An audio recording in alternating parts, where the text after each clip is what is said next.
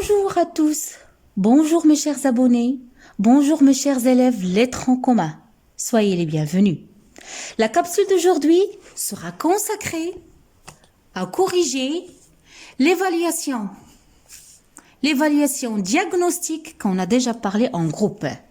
Comme exercice, qu'on va commencer, définir les mots suivants. La première définition à vous chercher, qu'est-ce que c'est une cellule? Qu'est-ce que c'est un milieu naturel? Qu'est-ce que c'est un être vivant pluricellulaire? Et qu'est-ce que c'est un tissu? Ce sont des mots que vous avez déjà étudiés en première année de collège. Donc, la cellule, al-khaliya. Tout le monde entend ce terme-là. À chaque jour, chaque instant. Mais qu'est-ce que c'est une cellule? Vous devez le savoir. Al-khaliya, c'est l'unité biologique. Lorsque je dis biologique, ça va venir dans la tête le mot biologie, c'est-à-dire la science du vivant. Ilm al-ahya.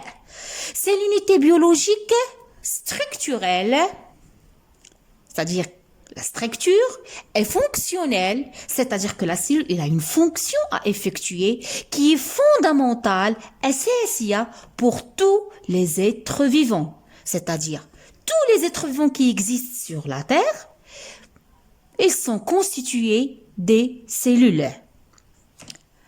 Passons à une autre notion que vous avez vue en première année de collège, le milieu naturel, al-wasat at-tabi'i.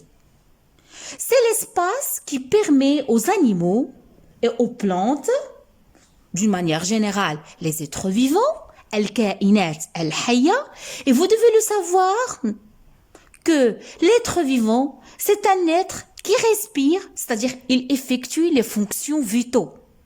Mais qu'est-ce que c'est ces fonctions vitaux?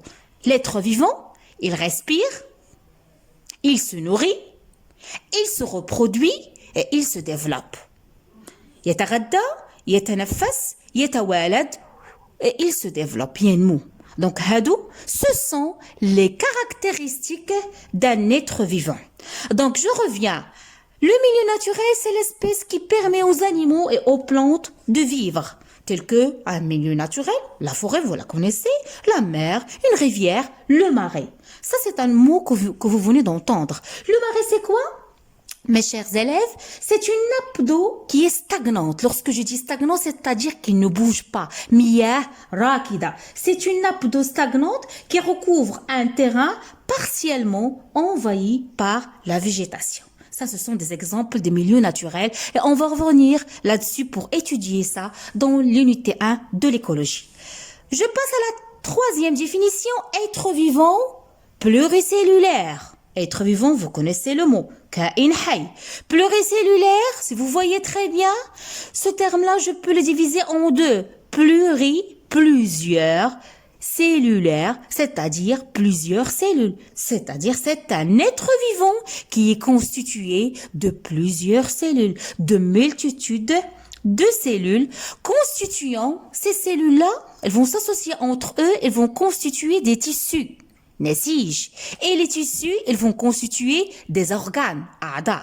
Je vais revenir dans une autre capsule à distinguer entre le mot tissu, organe et appareil. Ne craignez rien. Je passe à la quatrième définition qui est un tissu. C'est quoi un tissu? C'est un ensemble de cellules qui sont semblables, c'est-à-dire qui sont identiques, qu'ils ont le même origine. Khalaya mutashabiha laha nafs al-asl, mais qui est regroupée en ama, ala shakl huzan. Qu'est-ce qu'ils font? Ces cellules, je peux dire qu'ils concourent, qu'ils exercent la même fonction. D'où la deuxième définition.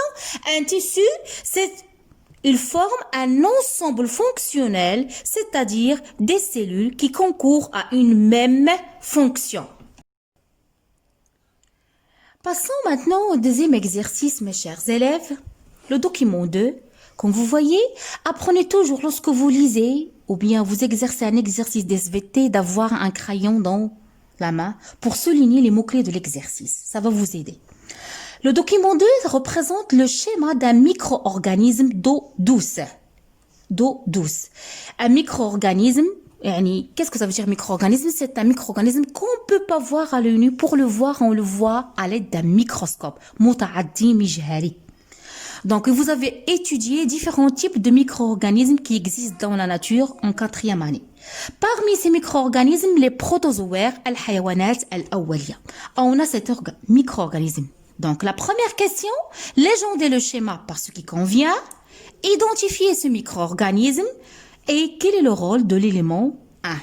Donc, si vous regardez très bien, c'est très facile, c'est une question simple. La légende,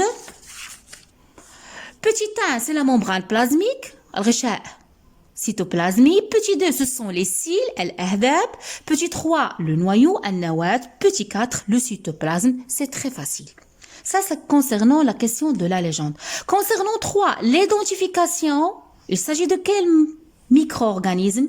Effectivement, c'est un schéma qui représente le paramecium, la paramécie, qui est, vous l'avez déjà vu en 4e année, en première année de collège. La paramécie, c'est un protozoaire, hayawan awali, cilié, c'est-à-dire qui possède des cils, comme vous voyez, comme les cils qu'on a au niveau de nos yeux, al-ahdab, qui vivent en eau douce, filmiyah al-adba, et qui est très fréquent dans les mares et dans les étangs.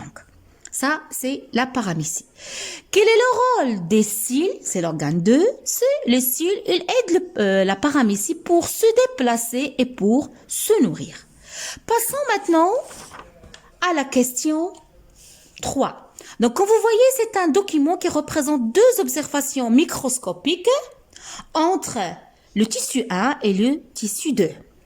La première question, c'est de faire une comparaison entre les cellules des 2 types. Lorsque je veux faire une comparaison, c'est-à-dire je dois me baser sur une observation scientifique. Je dois comparer les 2 observations en les bien détaillant, en les bien regardant.